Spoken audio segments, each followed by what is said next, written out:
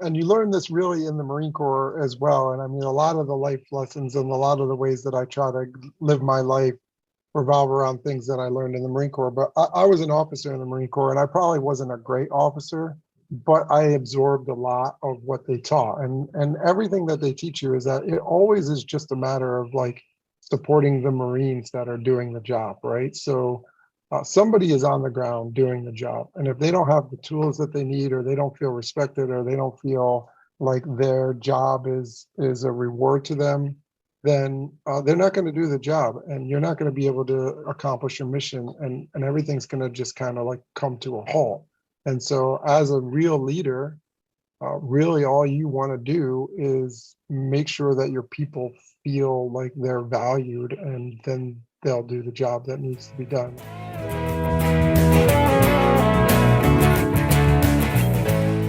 Welcome to Gratitude Geek. I'm Kandas Rodarte. Clotheslyne is an on-demand laundry service disrupting the gig economy. And today I'm joined by the co-founder of Clotheslyne, Daniel Feliciano. Welcome. Thank you. Thank you. Yeah, we're not only disrupting the gig economy, but the dreaded laundry industry as well. Well, we have a lot to talk about. But first, dude, you flew helicopters serving 3 combat tours in Iraq and Afghanistan, and now you're heading up a laundry service. Yeah. Please tell me how you got from helicopters to laundry service. We need to hear this story. Well, I mean, laundry's kind of dominated my life, really. Like when I was a child, we didn't have a lot of laundry options in my house. And so we started learning how to do laundry when I was in my single digits, I'm sure of it. And then my mom hates when I tell this story, but we're Gen Xers, and so we grew up a little bit different. But if you got in trouble at my house, you had to do all the kids' laundry. And so like, for whatever reason, I was like absorbed with laundry my whole life, and it helped me be a good kid. So I didn't have to do my brother and sister's laundry. Wait a minute. Laundry was a punishment for you? Yeah, For me, it was my expected chore. Like I did that whole house's laundry. That was my chore. Yeah, no, we were responsible for doing your own laundry. So everybody in our family had to do their own laundry from when I was like in elementary school. But if you got in trouble, then you were doing your brother and sister's laundry as well. So basically what you're telling me is that my parents are punishing me for my entire childhood.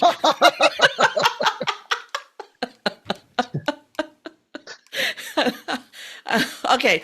But so let's get back to your story. Sorry, I interrupted you because I was just so flabbergasted. Gen X, we did things are a little bit different. Yeah. We grew up fast. Okay, so you finished. Go ahead. Sorry. And then I joined the Marine Corps. And when you're in the Marine Corps, trying to figure out how you're going to get your laundry done and what's going to happen with it. And generally, when you go out on deployment, like you talked about, one of the deployments I did was on a boat called the Bonhomme Richard, which is this huge amphibious assault helicopter transport boat. And when you're on there, they do your laundry for you. You put your clothes in this like mesh bag, and they come and pick it up. And then like 2 days later, they leave this sopping wet mesh bag there for you to wear. And like none of the clothes are dry. And, it's just, you just constantly think about it. And then when I was in Iraq, we used to like, how are we going to get our laundry here? Like you're either going to live in the same clothes for the next 9 months over and over again, or you're going to have to try to find some place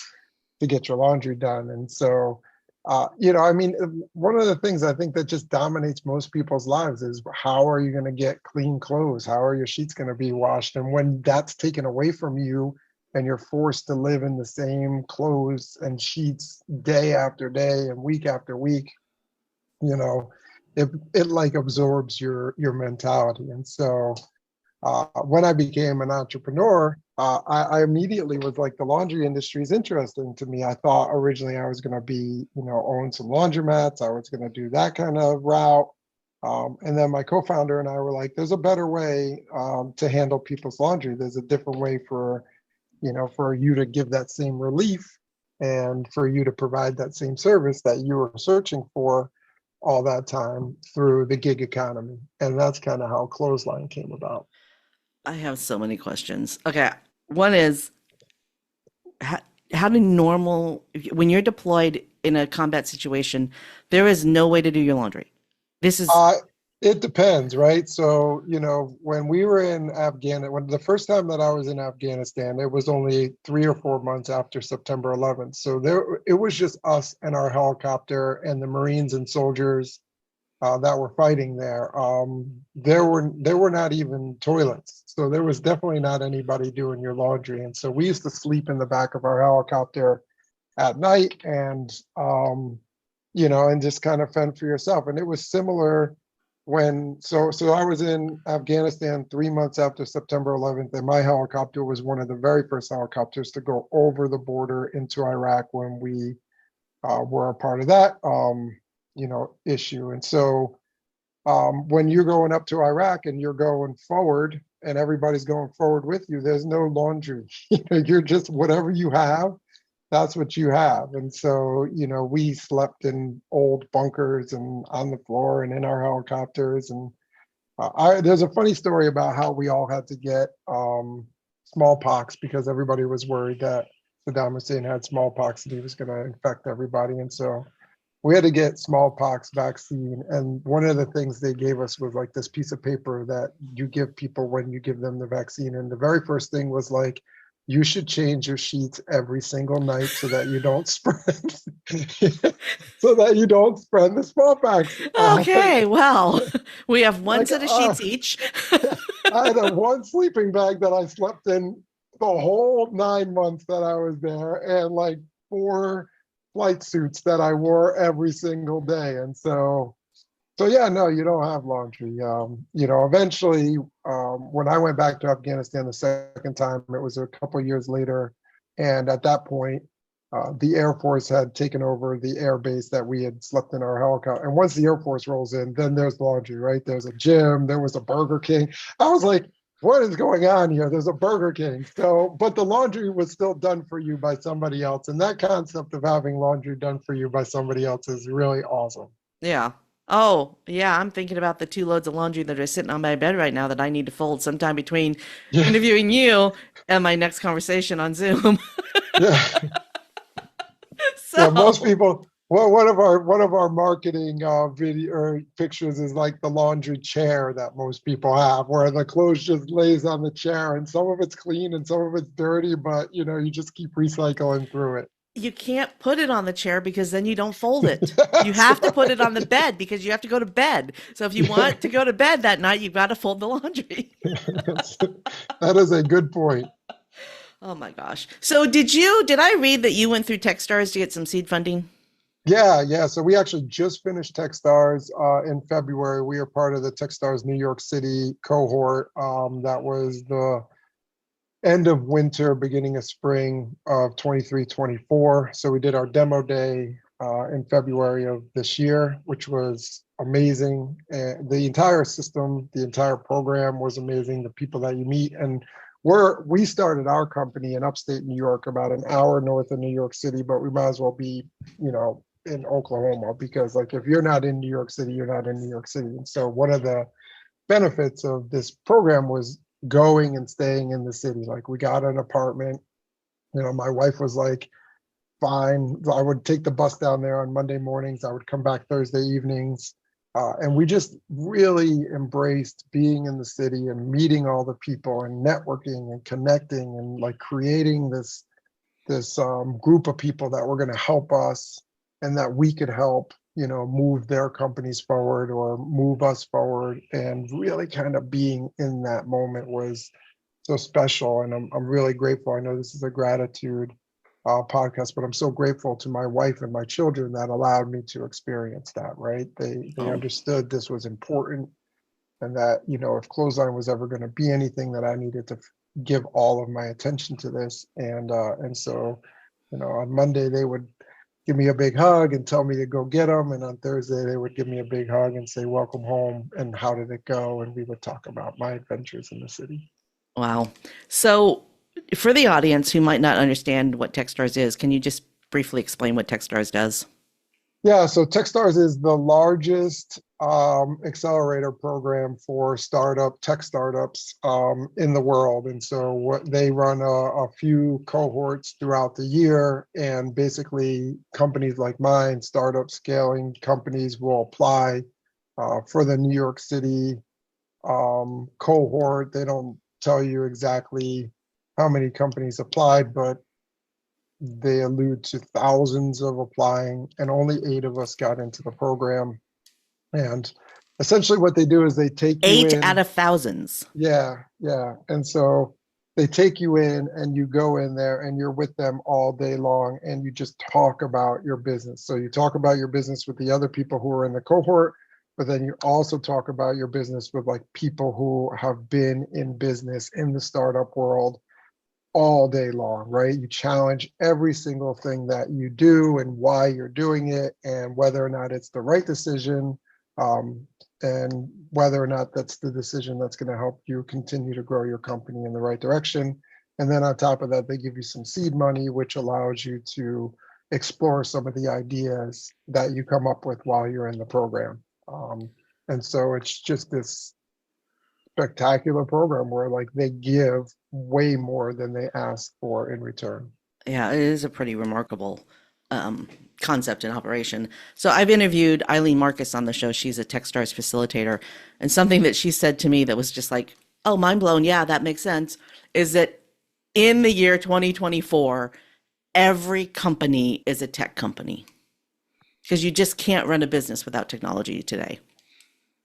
Yeah, I wish more people would accept that, right? So I mean, I am an advocate of that to my local chamber of commerce. Like, so we're in a very rural county, and like I said, an hour north of New York City, and the tech existence here for some of the small companies is really lacking. And so I have a really good relationship with our local chamber of commerce, and I'm like, listen, let me come talk to some of the local entrepreneurs, because it is 100% that fact that like you need to understand how to use technology to make your better, whether you are a baker or a coffee shop owner, or like us, a gig marketplace, app-based marketplace. It does not matter. There are some fundamentals of technology that you need to absorb into the way that you operate, and it will make you infinitely better as a company, like at least more successful, if that's what you're looking for.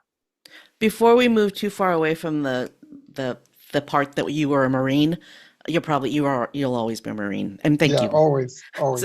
and thank you. I was so disappointed. We had an employee who was a Marine, and he was getting married, and they were going to do the whole Marine marriage, and I got deathly sick that Ah, weekend, and I couldn't go to the wedding. I was so disappointed. So my one opportunity to see a Marine wedding was, did you have a Marine wedding? I did, with the arch, and And the all swords my and buddies in their dress blues, and it's a good time. It's raucous. It's ruckus. It's not quite as ruckus as a Marine Corps ball. So if you ever get your employee to invite you to a Marine Corps ball, that is a sight to behold. oh, But I'm sure. but right after the Marine Corps ball is a Marine Corps wedding, where just the camaraderie that you have in the Marine Corps, the fellowship that exists between people who have been through the same training and the same requirements, it is pretty spectacular, and it transitions really everything else, right? Like at Yeah. the end of the day, it defines who you are, how you think about things, and then you have that connection with the people who also look at the world like that. It's a brotherhood. Yeah. Yeah. Or and that includes women. So, so, Yeah. so what surprised you the most about going from being a Marine, active duty, combat duty, to being an entrepreneur? How hard entrepreneurial world is really. It is easily as hard as the things that I did in the Marine Corps. I mean, the hardest thing that I ever did in my life was Marine Corps flight school. It's the hardest training in the military. I don't care what the SEALs say, like God bless them, but uh, flight school takes 2 years, and and every single day is like final exams in college with a written and a lab, right? So you have to do a written exam every single day, and then you have to do a practical exam. Go fly this airplane while some instructor is yelling at you from the back seat, and you're trying to kill yourself and your instructor. But other than that, entrepreneurial world is incredibly hard because even within the Marine Corps and even within combat, there are certain rules that you follow. There are certain like procedures. There's understandings about how things are going to work. And if I do this, then that's going to happen. And when you're really good at what you do, you know, you can think 3-4 steps ahead and, you know, get yourself into a good position. And in the entrepreneurial world, it's not like that at all. Like every time you do something and you think it's going to be the right thing, it turns out it's not the right thing. And like what you thought was going to happen didn't happen. And then right when you're like, forget it, this is impossible, something amazing happens. And like now you're super energized again. And I mean, Techstars was one of them, right? So last year, you know, we had gone through the application process and it takes months and there's interviews and like, and it takes so long, right? Like you put in your application and then it's like a month before you get the first interview and then it's another month. And then like after the last interview, when it goes from like, I think it goes from 25 companies to the 8 companies that they're going to pick, you're just sitting there thinking like, we didn't make it. Like we hadn't heard anything. They said they were going to tell us. And then they call you and tell you that you're in and you like weep, right? But so those moments are like magnificent. Like there's so much strain and stress on your body. And then you all of a sudden something magical happens and it's like the greatest moment. And I did not expect that in this world. I thought it was going to be business and business is business. And you can just, you know, you track your numbers, you understand your math and you know, you project forward and everything will work out. And then it doesn't. And it's so hard. And nobody can understand it. Like, I mean, except for like that group of people who have tried to do it. Nobody will ever understand how lonely it is, how much stress there is. Or how lucky you have to be. Yeah. Because there is luck. There's luck. So much luck. There is luck. And timing is a lot of it too with entrepreneurialism. Let's get the word out of your mouth, Kandas. So I am not. The word is hard as well. That's true. I'm not a pilot. I have a good friend who's a pilot, and I have heard about helicopter pilot training. So flying an airplane is complicated because there's a lot of gizmos and gadgets, and there's lots of buttons and stuff. Flying a helicopter is nuanced. Yeah. Because even if you are off by a millimeter, you could, you know, take the helicopter off course. So that must be, I mean, to me, flying a helicopter seems like it's more in line with entrepreneurialism than flying an airplane. Yeah. But you get better at flying a helicopter, and I'm not sure how much better you ever get at being an entrepreneur, right? You just, because you keep challenging yourself on a different plane. I mean, a funny story about flying helicopters is before you fly a helicopter in the Marine Corps, you fly an airplane. Everybody goes through flight school and they fly fixed wings and you get really good at flying this fixed wing airplane, and they let you fly it all over the country. You'll go on like this long cross country. And then you come back and you're feeling really good about yourself and your mind is really sharp. And then they're like, okay, now you're going to start flying helicopters. And the very first time that they put you in a helicopter, you're sitting on like, I think it's like a 50-foot by 50-foot cement pad. And that cement pad is in a field that's probably 20 or 30 or 40 football fields big, right? So like 10 football fields by 10 football fields. And your instructor is going to tell you, just keep this in the football field area. That's where you start. Like, that's your expectation as a helicopter. They're like, don't worry about this pad that you're in. If you keep this thing in this field, that is a great day one. And by the time you get to day 10, you're on top of the pad. And so like, you know, there's this huge learning curve that doesn't exist in airplanes that exists in helicopters, because you're in airplanes, you're generally going straight, right? You make a right or make a left and you're going up and down. But in helicopters, you're going left and right and up and down. And then you're also, the helicopter itself wants to spin the opposite direction of the rotor blades. Like that's just physics. Oh my And so gosh. like the whole thing wants to spin and it wants to go left and right. And the poor instructor is like trying to hold on. It's, it's, it's pretty spectacular the very first time a kid gets to fly the helicopter, but But wait, everybody gets it. Most people get it. if you think about it though, that's your first day of being a business owner. Yeah. You just have to keep it within the football field. Yeah, that's right. That's right. What do we focus on what we need to do first? Get some customers. Yeah, yeah, We need some 100%. customers. And that's like and that's why, like as an entrepreneur, sometimes when you're talking to people who have never been in the business world or started a business world, and they're like, oh, you just do this and that, and you're just trying to keep it in the football field. You're like, all right, thanks, I appreciate that, but I'm just trying to keep this thing like within 100 meters of where we're going. Well, And honestly, with any business, you need a niche. And I love this helicopter analogy. I'm taking it to the next level. yeah, That yeah, football field is your niche. Stay in yeah, your niche. Don't go yeah, outside of your niche until you're ready. And then you can add yeah, another niche, right? Oh, yeah, okay. So speaking of niches, let's talk about Clotheslyne because this is a brilliant business idea. yeah. It really is. So tell me about the business. Yeah, so it's basically what it is. I mean, you can think of it as like a care.com or a rover.com, but for laundry. And it's built on the trust that people have now in the gig economy, right? So you talked about earlier timing and how timing is everything. You wouldn't have been able to do this 5, 6 years ago, right? You needed care.com, rover.com, DoorDash to come along, or you needed even Airbnb, right? You needed people to be able to sleep in some stranger's bed and then wake up in the morning and get into some stranger's back seat before you were gonna be able to do this with laundry, because laundry is incredibly intimate for most people. And so like outsourcing it to a stranger would have been a big ask 10 years ago. But in today's day and age, we're right at the cusp of it being less of an ask. I'm not saying it's not still kind of a big ask, but the idea of it for people like you, for people like me, for a lot of people, it's like, okay, yeah, that makes sense as the next natural step. And so basically what we do is we connect people who want to do laundry, who want to monetize their laundry machine with people who need to outsource their laundry.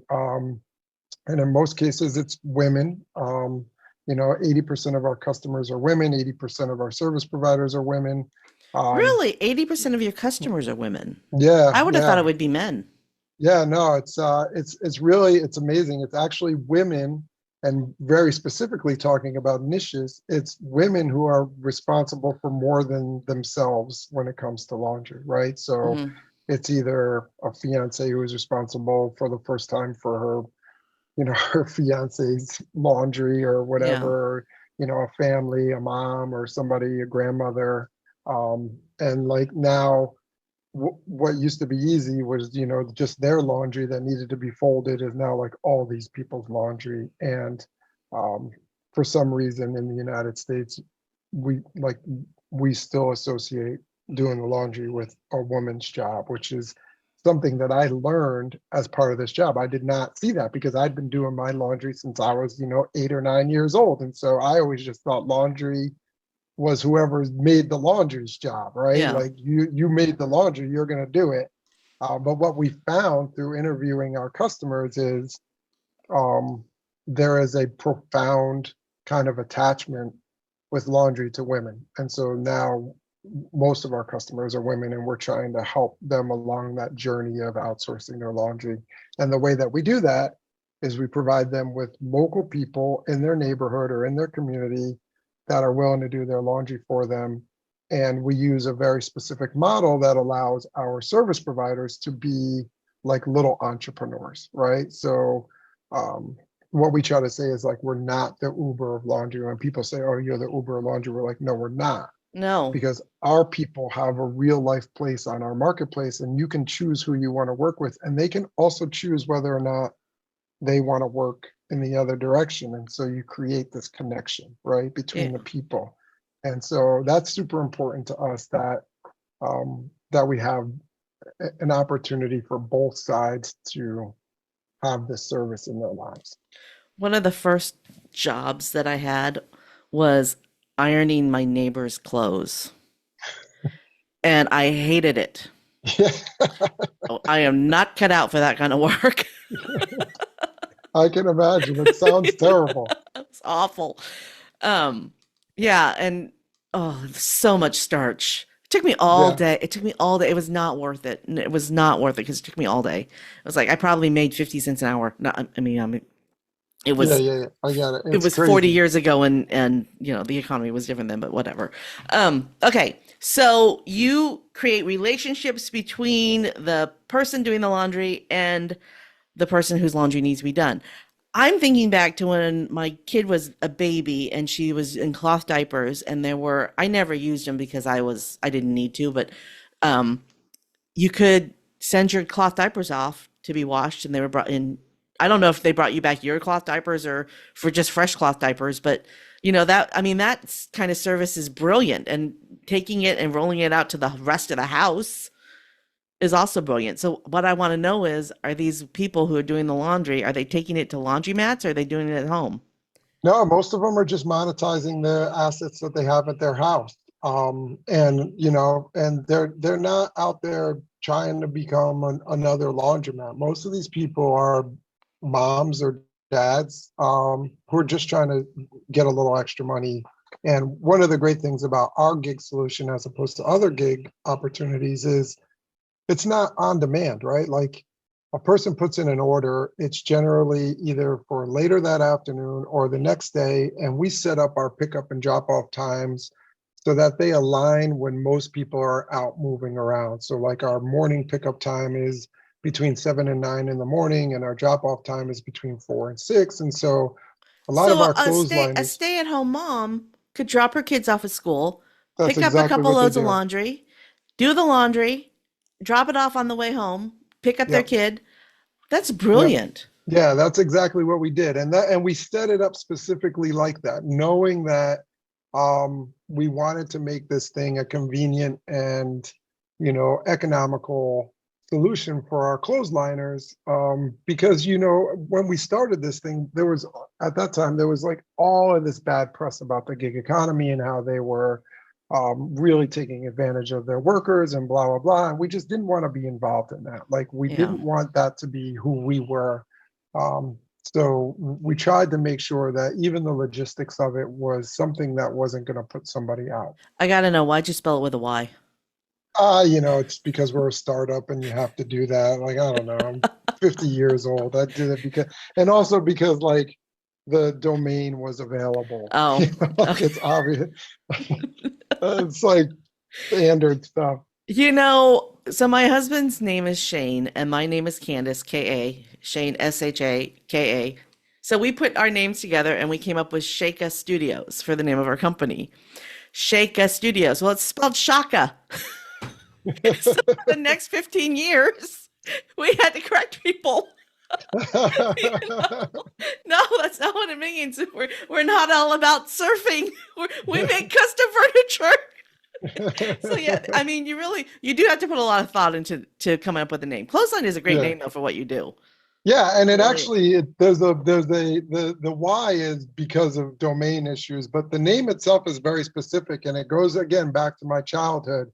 We didn't have a dryer, so we had to dry our clothes on the clothesline in the backyard, and we grew up in upstate New York, and so even in the winter, we would be drying our clothes on the clothesline as long as it was sunny outside. Like your clothes went out on the clothesline and it dried, and I actually love the way clothes feel when they come in off of a clothesline. And one of the things that we thought we would be able to take this product to is like that level of detail, because we're using individuals and they have their own houses or they have their own space.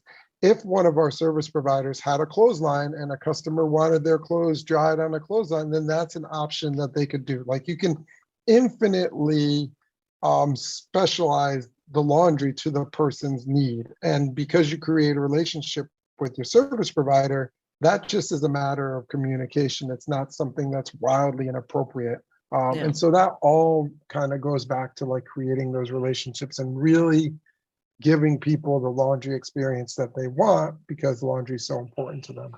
Oh yeah, well, and then you have your gentle, your clothes that have to be hand washed. You have, I mean, there's so many different levels that this could be, right? Yeah, So there's a lot of nuance, just like a helicopter. There's a lot of nuances in a lot of laundry. nuance, a lot of ways it can go. A lot of ways it can go bad too, though. You've touched on it a little bit, but I want you to get more specific about how your gig is better than other gigs. I mean, you really are disrupting. With Uber, you just get whatever driver gets your order, right? Yeah, Same with any of, so in what you're talking about is creating relationships. So yeah. talk about how you manage to do all that. Yeah, so I mean, the way we look at it is we think of it like there's two things that I talked about already. And the first thing is like you really have to understand the nature of our product, which is laundry, and the intimate nature that people have or associate with their laundry, right? And in order to solve that problem at scale, right, on a national level, you have to solve the intimate nature of laundry, and you have to be able to make people feel comfortable that when they turn over the laundry, it's going to come back similar or better to the way that they would have done it themselves. Yeah.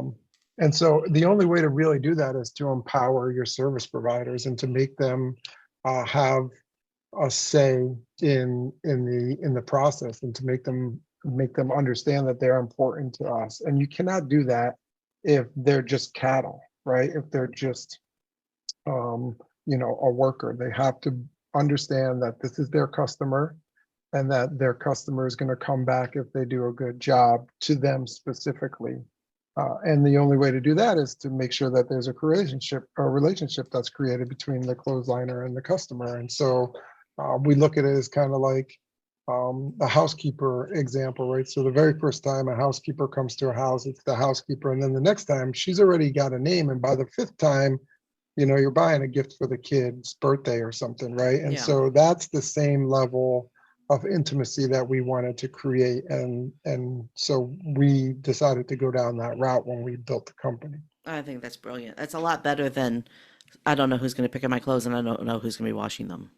Yeah, and also it's a lot better than like a service provider feeling stress about whether or not they're going to pick up a load of laundry. So like if some of our competitors, if an order comes through and they don't accept it, then they get like a point system and then like lose points. Well, I mean, come on, like if they can't accept it for whatever Yeah. reason, then they can't accept it. Like that's their life, and like we should value that and find somebody else who can accept it. When I was in my early 20s, I went through a temp agency for job placement, right? I was looking for my permanent job and I was placed at a company where my direct coworker that I would have to sit next to every day, they were hiring me full time. They wanted to hire me full time. They'd given me a job offer. But the person that I was sitting next to that I would have to sit next to every day was the nosiest, most obnoxious person. I mean, there was after the third 2.5 days, it lasted 2.5 days. I came back from lunch on the third day and I told my supervisor that there was just no way that I could work there if I had to work with her. And she said, okay, let's part now. And she told the company that I was a risk. Rather than listening to the feedback that the employee that she had was horrible, just not a good person, that I was the problem, right? When I was the one doing self-care and taking care of myself, right? Yeah. So what you've done is you have empowered your contractors to take care of themselves. Yeah. And you have to, right? I mean, you have to. It's and today in any age, and you learn this really in the Marine Corps as well. And I mean, a lot of the life lessons and a lot of the ways that I try to live my life revolve around things that I learned in the Marine Corps. But I was an officer in the Marine Corps, and I probably wasn't a great officer, but I absorbed a lot of what they taught. And everything that they teach you is that it always is just a matter of like supporting the Marines that are doing the job, right? So somebody is on the ground doing the job. And if they don't have the tools that they need, or they don't feel respected, or they don't feel like their job is a reward to them, then they're not going to do the job, and you're not going to be able to accomplish your mission, and everything's going to just kind of like come to a halt. And so as a real leader, really all you want to do is make sure that your people feel like they're valued, and then they'll do the job that needs to be done. And to think of it any other way is bad leadership, as far as I'm concerned. It sounds to me like you were a great leader. You're a great officer. It took me a long time to learn a lot of these lessons, right? You come out of school and you're a hot-headed pilot and you think you know everything, and it's not until you like learn a few hard lessons. And I was lucky to have some senior leadership above me that would take me aside and be like, hey, you need to learn a lesson here. Like there's something that you can learn out of this situation. Um, and so I'm very thankful to have had those opportunities to work with people like that. But yeah, no, there's a lot of lessons to be learned, and there's a lot of humility that needs to be had as a leader. Yeah. And it took me a long time to learn that. I'm not. Well, I think you probably already knew intrinsically. I think it just took you a while to realize that you're good at it. Yeah. Trust me. Trust me. I've seen some bad officers. I'm a military brat. Yeah. Okay, so I've been around military my entire life, and the good ones are the ones that you'd be loyal to forever. Yeah. They're good ones, and then you stay friends with them forever, no matter what. Yeah. Is there anything that we haven't talked about that you want to talk about? No, I mean, this has been great. One of the things I really like to do is to be able to kind of like is to kind of like express how we feel about the people that work on our platform and work with us in our marketplace. And so any opportunity I get to, really accentuate that's really a core tenet of who we are and how we operate. I'm grateful for that. So I appreciate that. So this is summer of 2024. Where can people find Clotheslyne gig workers? So mostly we're in the New York tri-state area, New York, New Jersey, Connecticut. We do have some operations in Nevada and Alaska. And Alaska. yeah. We had an opportunity to move into Anchorage. We had a friend of the company who operated up there. And so we opened up there, and it's actually been a really good market. You have quite a few people who are transient there. They work on the slope or they work in some industry, and when they come back in, they don't want to do their laundry. So we've had some success up there. But yeah, I think mostly the Northeast is where we are, and we're going to expand out of like the tri-state area to Virginia to Maine, hopefully by the end of the year. So you're going to start in the corner and work your way out, but you got Yeah. to Nevada somehow. How did that happen? Yeah. Well, we went out to Reno to do some training, and while we were out there, we wanted to test the tech to make sure that it would work over like broad distances, make sure that time zone issues were affected, make sure customer support was going to be available over broad distances. And so we operated there, and we got that up and running, and now we have customers and clothesliners there that we continue to support as we move forward. That's cool. I love that. I love the way that you're not doing it too quickly. You're just slowly Yeah. rolling it out, and then you're letting people know about it. Yeah. And you got to create community, and community helps grow. Yep. So how do people find Clotheslyne? You can go to our website, www.clothesline.com. And we're there. And then from there, you can kind of read about us and see what we're all about. And then you can download the app. Speaking of the app, what marketing tools have you found to be most useful rolling out this startup? Yeah. So, right off the bat, the easiest way to market if you want to actually convert and create customers is Google search. Like that's your best bet for really any kind of marketing as far as like actual return on investment. The real game changer though is SEO. I mean, if I was going to talk to a young entrepreneur or somebody who's just starting a business, the very first thing they need to do is start building their SEO, because we started about a year late, and so it's taken us about a year to really get back up to speed. But the return that you get from really good SEO it's invaluable, and it takes a long time and a lot of effort. But once you get there, it's free money, basically. You know, if you can rank on Google, that's free money. It changes all the time though, so you have to stay on top of it. You can't Yeah. you get to number one, you might not necessarily stay at number one, so you have to stay on top of it.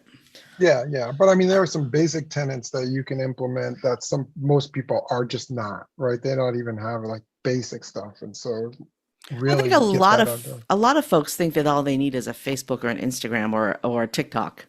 Yeah. You know, which TikTok can go they can go a long way. Yeah. But No, they're sticking power, necessary. it might have been a couple episodes ago. I was talking to a guy about YouTube videos, and I have YouTube videos that I created over 10 years ago that still have comments on them every week. Nice. And that doesn't exist on any social media platform other than YouTube. Yeah. No, that's great. And that's because YouTube is owned by Google, and Google's all Yeah. about the SEO, and those Yeah. videos just happen to have good SEO. Yeah.